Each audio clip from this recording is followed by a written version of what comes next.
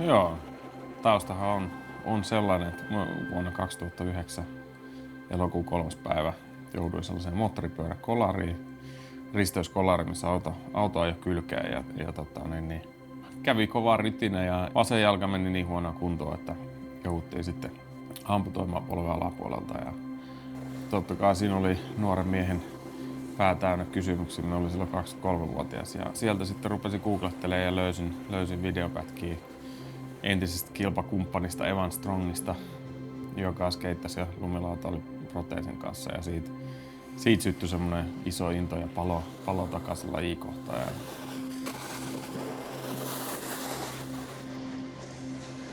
2012 kevättä oli sitten oli se hetki, kun kaivettiin lumilauta naftaliinista ja ensimmäiset metrit oli hyvinkin sketsi oloista toimintaa, mutta siitä sitten kun sai vähän vauhtia alle ja rupesi kaartelemaan, niin tuli semmoinen, että vitsi, tämähän on aina niin kuin ennenkin, että siitä niin kuin tuli semmoinen niin kuin ihan uskomaton hieno fiilis ja sitten kun se meni niin hyvin ja sai sellaiset hyvät fiilikset siitä, niin totta kai niin kuin mieli heti niin kuin rupesi ilotulitus käymään, että hei vitsi, että miksi ei. Että me tiesin, että paralumilautailussa kilpaillaan maailmankappia ja se on just hyväksytty tuleviin paralympialaisiin lajiksi. Niin otin vaan puhelimen käteen ja soitin Mustosen Kimmolle Paralympiakomiteaan, että tässä on Matti, moi, että mikäs meininki niin paralumilautailun suhteen Suomessa.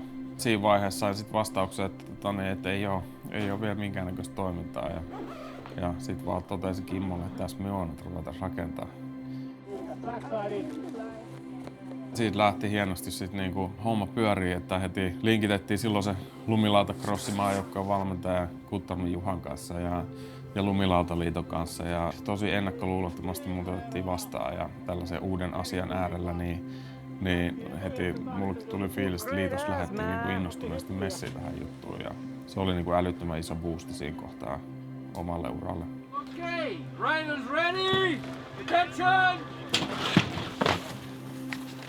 Ensimmäinen kilpailukausi, se oli niinkin pieni kausi kuin 2013-14 kausi, eli olympiakausi ja paralympiakausi. Ja heti omaksi yllätykseksi ja kaikkien muidenkin yllätykseksi, niin sitten painoi heti podiumille ekas kisassa 3. Ja siinä tuli semmoinen niinku vahva fiilis, niinku, että ei tää ollutkaan ihan mitään huuhaata.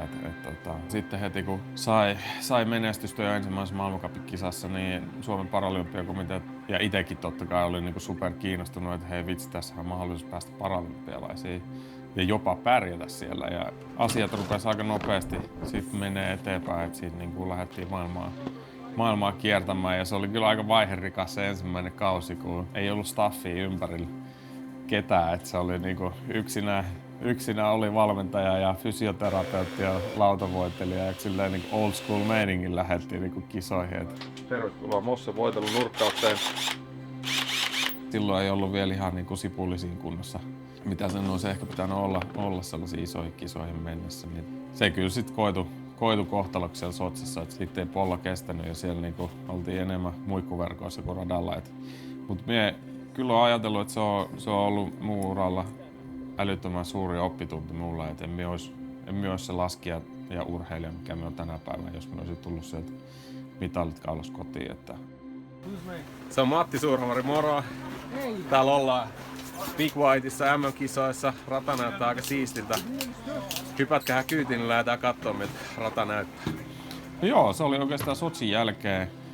Heti seuraava kesä lähti niinku, sit uran niinku aika isokin nousukiito. Että sai itselleen ympärille ihmisiä, sai fysiikkavalmentajaa, sai manekarit ympärille ja lajivalmentajaa tuli, että sitten ei tarvinnut enää niinku tietyllä tavalla puskea niinku pelkästään yksinään menee. Joka kisassa laskettiin podiumille, että tuli voittoja ja 2015 ensimmäinen maailmanmestaruus. Sai semmoisen hienon niinku jäätävän flow-tilan päälle. Et se oli ihan uskomaton niinku meininki. Et kyllä siinä rupesi itsekin niinku vähän ajattelemaan sitten, että milloin tää kyykkää tää homma. Et ei tää voi, niinku voi jatkuu näin. Matti Suurhamari, tuplamaailmanmestari. Miten meni omasta mielestä? Siinä oli kumminkin 3 maailmanmestaruutta ja X Games-kultaa ja kristallipalloa ja maailmancupin kokonaiskilpailuvoittoa ja tällaista näin. Se oli niinku pienessä ajassa saatiin niinku ihan uskomattomia tuloksia aikaan. Niin oli vähän semmoinen niinku kukkona tunkiolle, että me on paras ja me tiedän, että me on paras. Ja sitten mentiin vaan Koreaan hakemaan mitali pois ja kaikkia. Siinä niinku, kaikki meni just silleen, kun oltiin suunniteltukin, että se oli kyllä ihan täydellinen päivä. Ja sitten ripustettiin Paralympiakultamitali kaulaan. Ne on tosi painavat.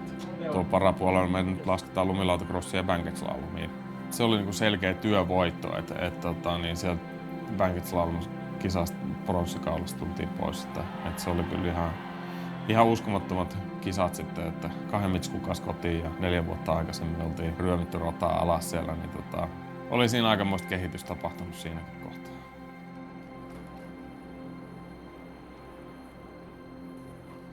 No Pyhällä on ollut kyllä niinku uskomattoman suuri merkitys mun uralla. Et mulla on aina ollut sellainen fiilis, että ne niinku elää ja hengittää sitä meidän juttua. Ja se on älyttömän iso asia, että sulla on hotelli siinä rinteessä ja siellä näet hotellihuoneen ikkunasta sen starttiportin. Et sulla oikeasti menee 5 minuuttia, kun sä pääset niinku siihen treeniolosuhteeseen.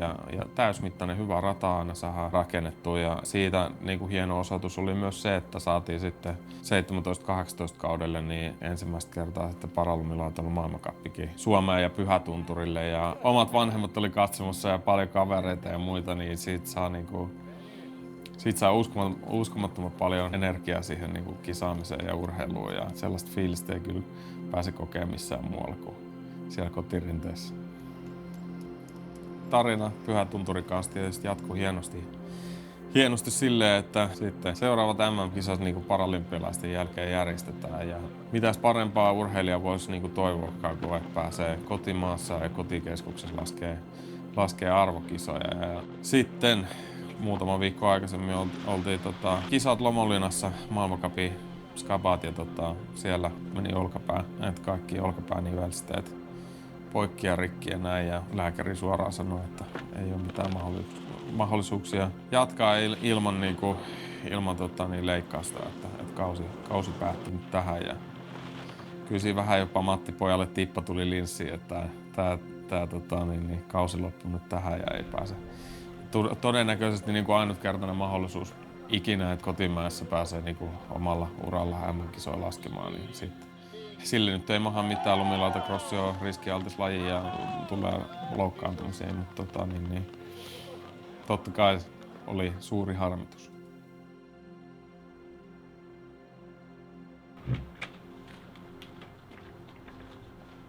No maaliskuussa heti silloin, kun sitten olisi päätös tullut, ei siitä muuta kuin sitten leikkauksen ja onnistui hienosti leikkaus ja päästiin tekemään hommia heti ja saatiin olkapää kyllä hienoa kuosia kesällä, että lumet pikkuhiljaa tippuu maahan ja kausi alkaa ja hienosti on saanut myös sen tiedon, että Pyhäillä maailmancupit jatkuu ja sitten se ensimmäinen crossistartti niin kuin loukkaantumisen jälkeen, niin se on kyllä älyttömän iso asia, että pääsee sen Pyhätunturilla tekemään ja taas pääsee siihen kisafiilikseen. Mutta on itselle myös yrittänyt sitä ajatustapaa lyödä tänne päähän, että pitää olla myös hieman armollinen itselleen ja tää on kumminkin vähän niin kuin comeback-kisa. Katsotaan, totta kai aina kun portti putoo, niin silloin mennään lujaa ja halutaan olla ensimmäisen maaliviivalla, mutta siltikin kaiken niidenkin asioiden takana niin pitää aina muistaa katsoa sitä isoa kuvaa ja on niinku siisti fiilis, että pääsee kisaamaan taas.